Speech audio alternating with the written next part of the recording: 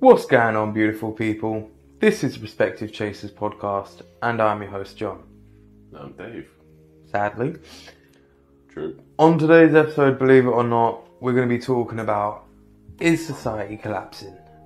Now, we're not talking about this to stir anything up or whatever, but it is a conversation that is important to be had. We might not be the guys to have it, but we're going to at least try to crack open the window for the conversation to be had. So, without further rambling, let's get into it.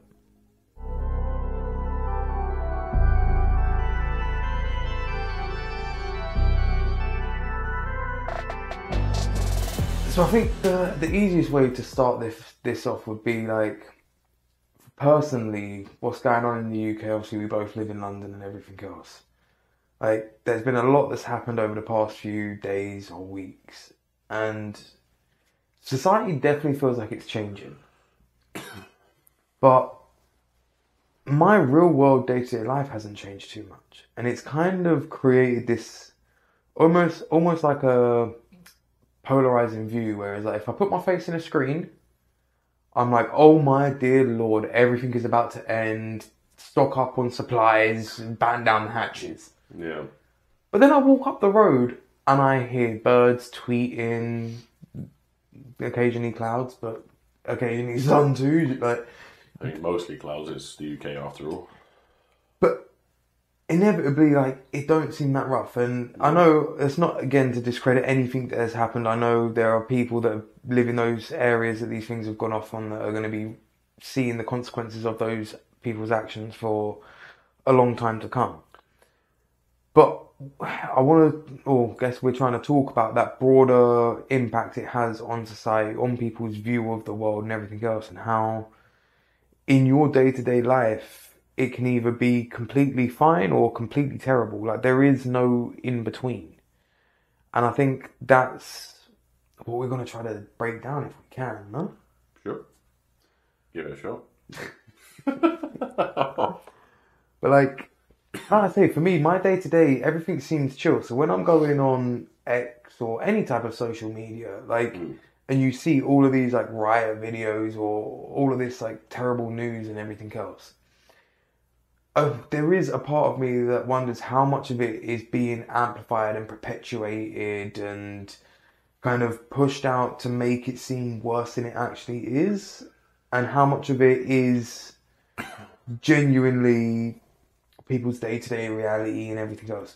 Again, I know there are definitely victims of these crimes. I'm not discrediting that, but how much is it then exaggerated to become more of a story, to become more of a thing? Because realistically, if you look online, you'd think the world is about to end and everything's about to go to hell. But then you walk down the street and everything's fine. Don't get me wrong, things could be better. Yeah. But it's not what's portrayed online. Nowhere near it. No, but I do think that the media plays a role in the kind of polarizing nature of how society is these days. Everything is one extreme or the other. And a big part of that is what the media pushes out. And unfortunately, that's just how it works. They're going to capitalize on things like riots. See, the thing is, though, I don't think it's just media. It used to just be media, but now people are the media. Correct. So you've got people, again, this is going to be a trigger word at the minute, but like misinformation and people making up their own stories and saying, oh, I think this was the series of events that led to this. And well, I mean, we're doing it now ourselves. But yeah, I mean, again, like, I'm going to be a prime example of what you said about, day-to-day life not really being impacted. But I don't really know what triggered the riots. But from what I remember hearing, is it was misinformation that led to them starting. So I'm going to be very careful, and again, I'm not 100% sure, but I'm pretty sure it was the incident that happened in Stockport. I think it was Newport, wasn't it? One of the two. Again, we're probably not the best people to be talking about this, but somebody has to.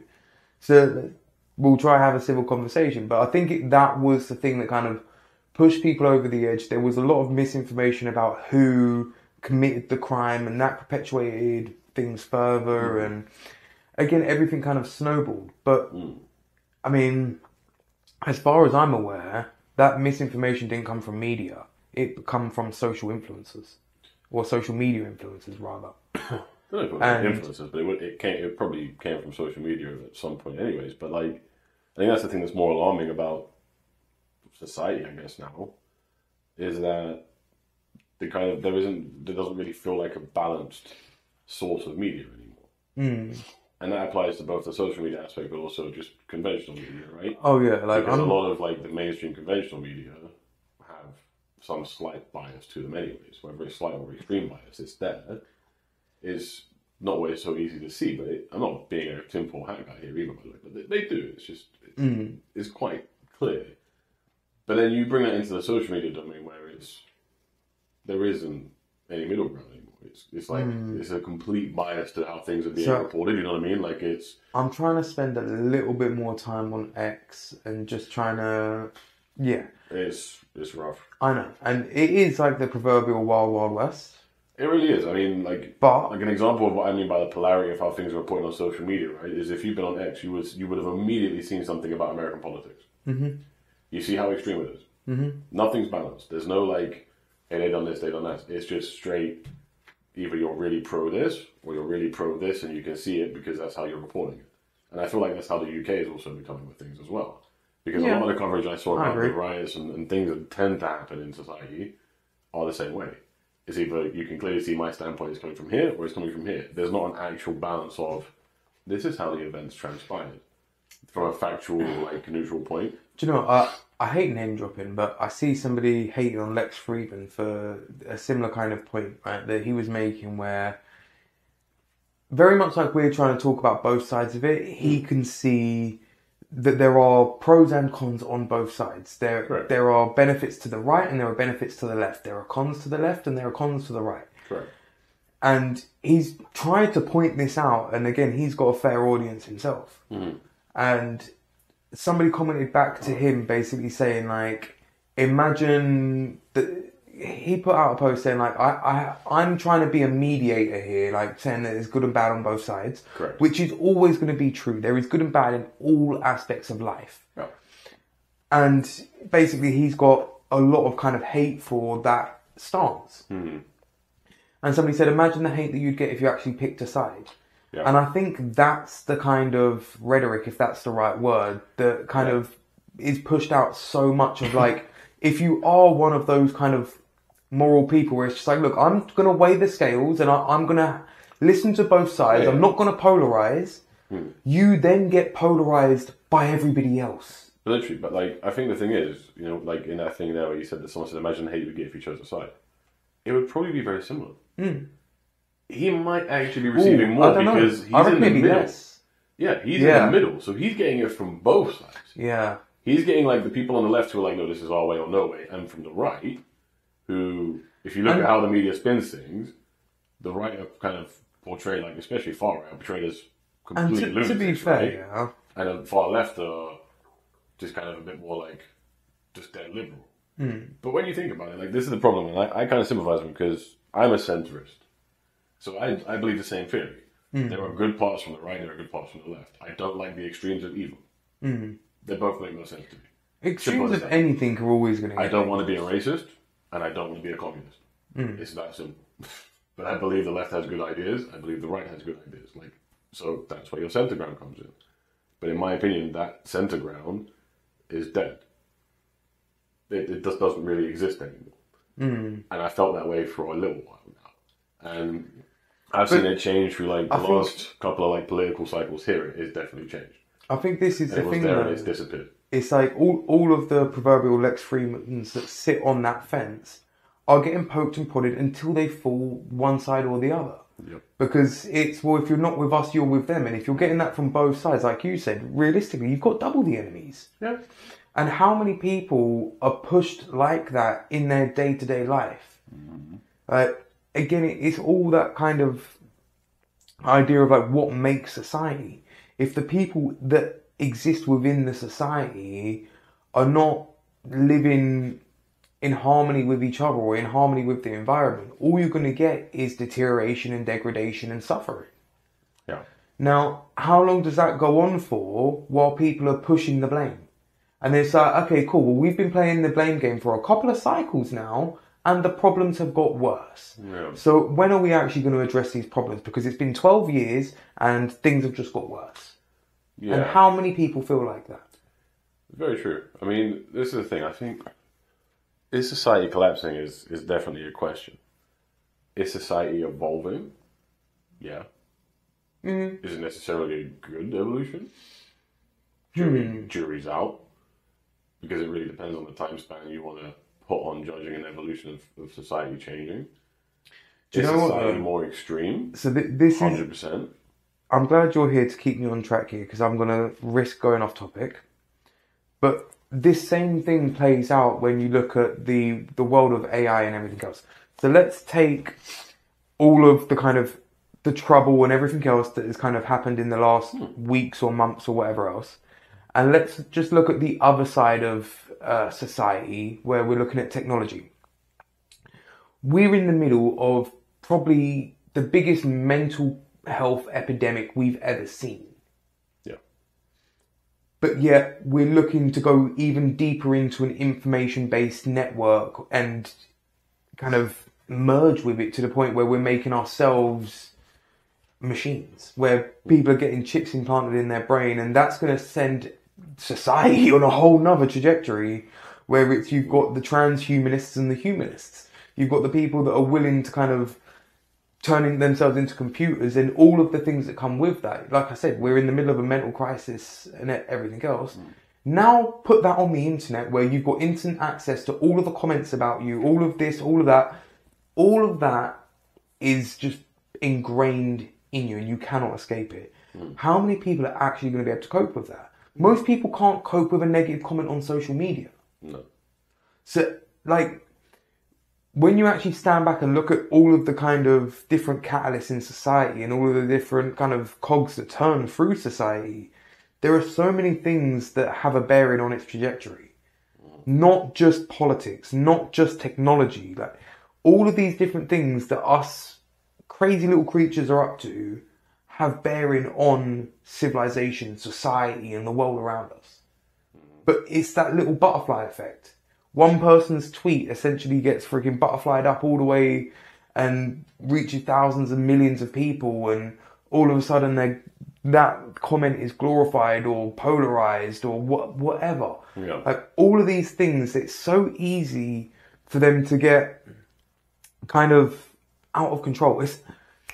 That's a good way to kind of give it an analogy. Do you remember when you first took your driving lesson, the first time you ever got in a car and you pulled away and it started going and you're like, oh, that's fast. Yeah.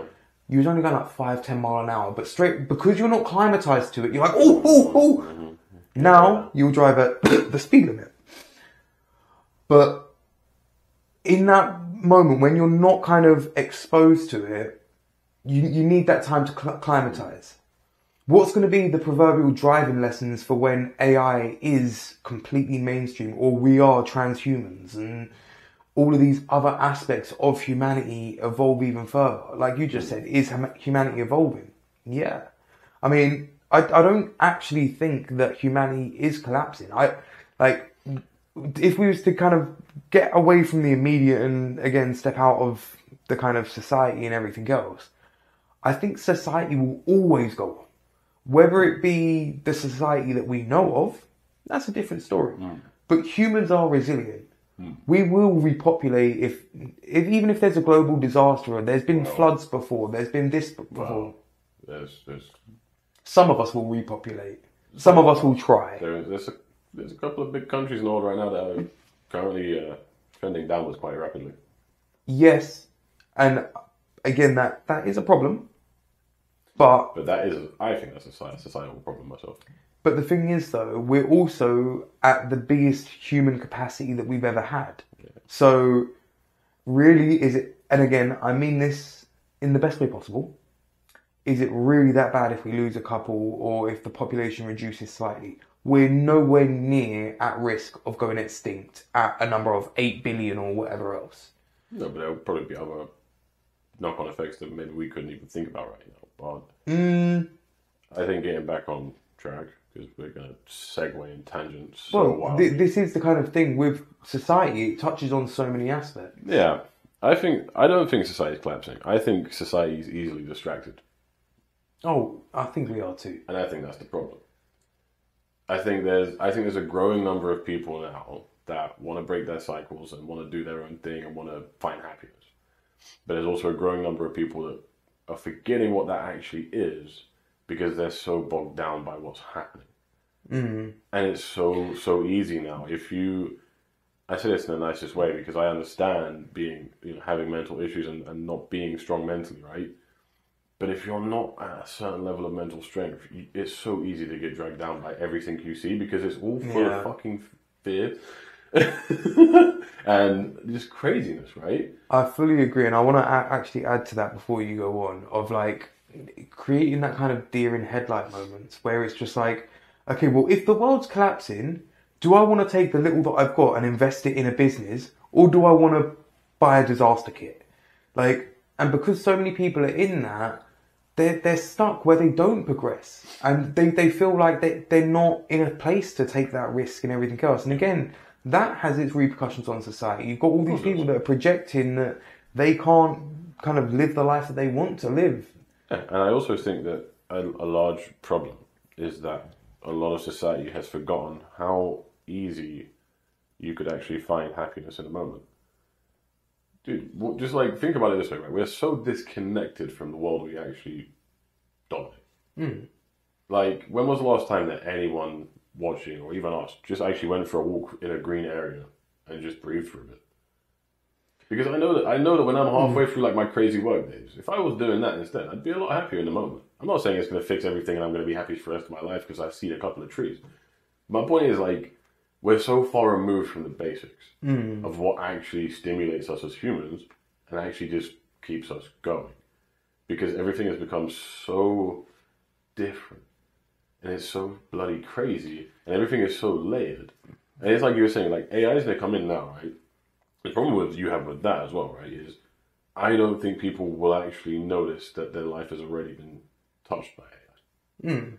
There is probably something they have seen online and believe that they have been involved in somewhere that had AI involved in it. It's and they not probably just don't that, even right? know. So it's like I said about like becoming transhumans or whatever else, yeah, where we're basically androids hooked up with computers and everything else. Most people are attached to their phone anyway. So it's just in its beta phases. It's slow and it's clunky and everything else. Is it like when they had suitcase phones and everything else? You show that to a teenager now, they're like, what the hell is that? Do you know what I mean? Even a phone with an antenna, they're like, what? It's got buttons. What?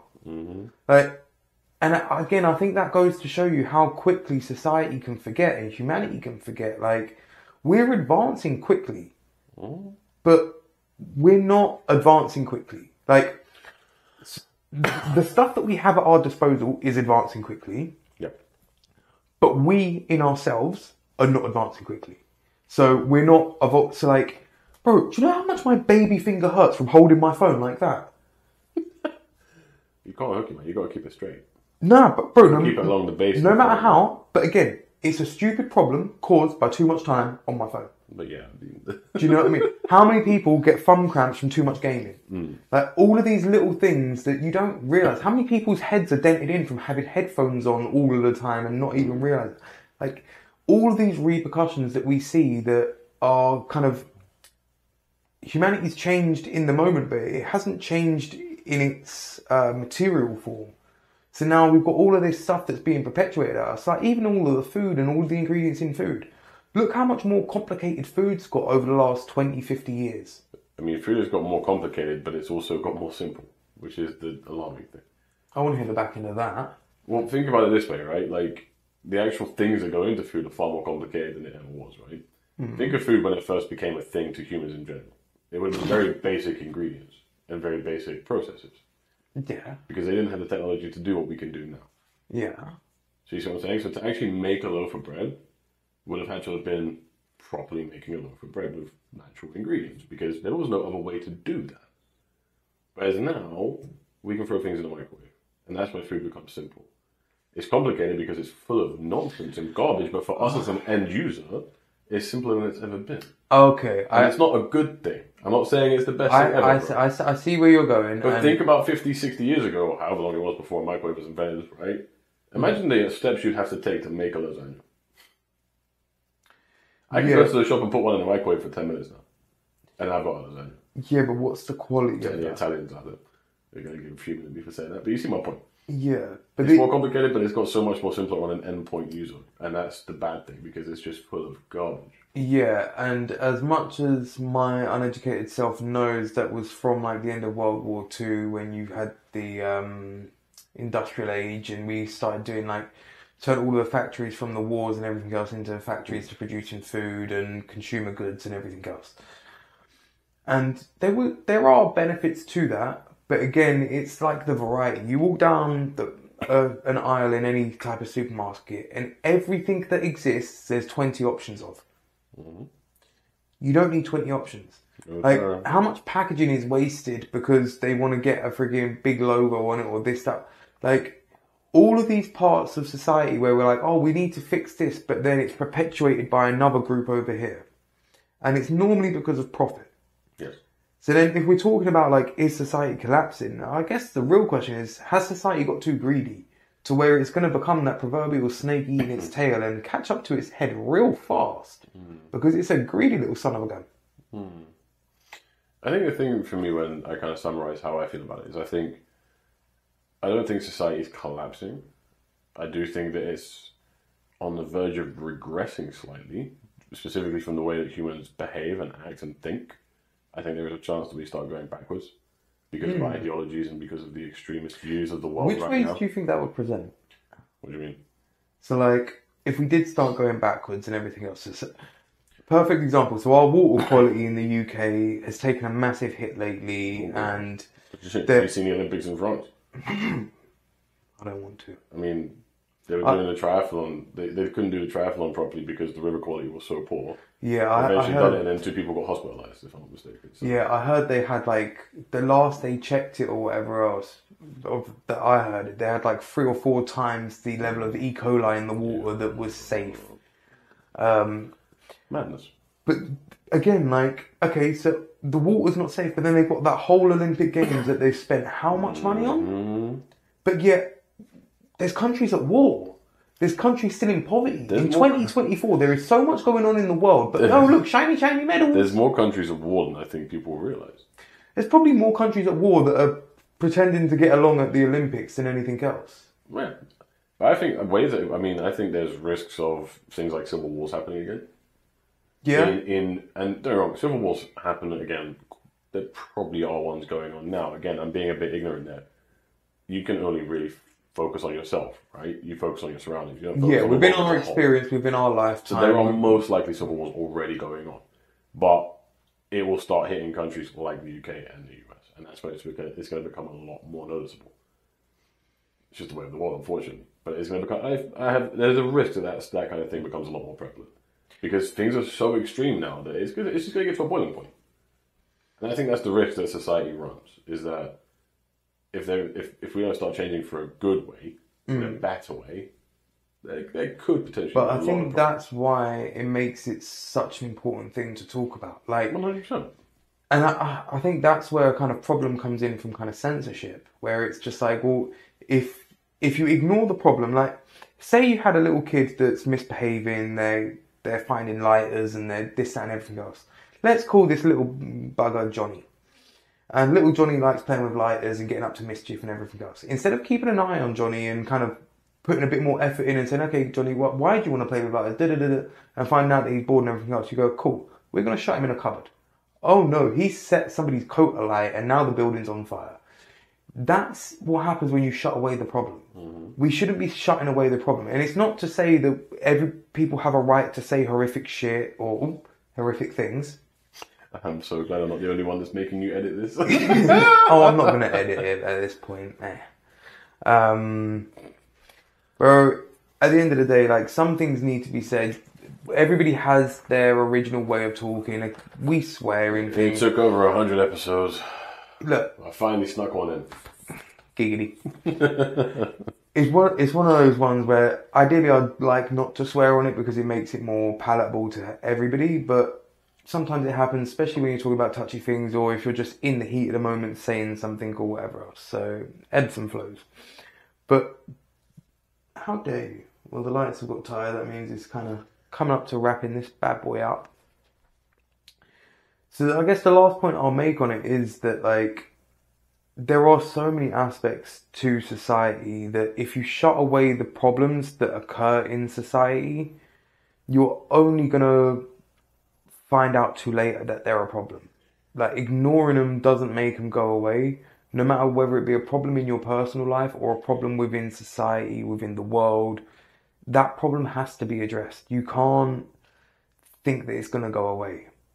And yeah, beyond anything, like, hopefully everybody out there is safe and trying to live as peaceful life as you can, but you have to be willing to talk about the problems and not ignore them. Is there anything else you'd like to add before we do the seed? No, I think you wrapped it up pretty well. The seed for this one is going to be, try to be a little bit more like Lex. Try to sit on the fence a little bit more and hear both sides out. Whether you like it or not, hear both sides out, because that's when you're going to make the most informed decision. Whether it be about what food you're going to eat or what politician you're going to back. Hear out both sides. There is important aspects on both ends of it. Don't be ignorant. All the best, and we'll catch you on the next one.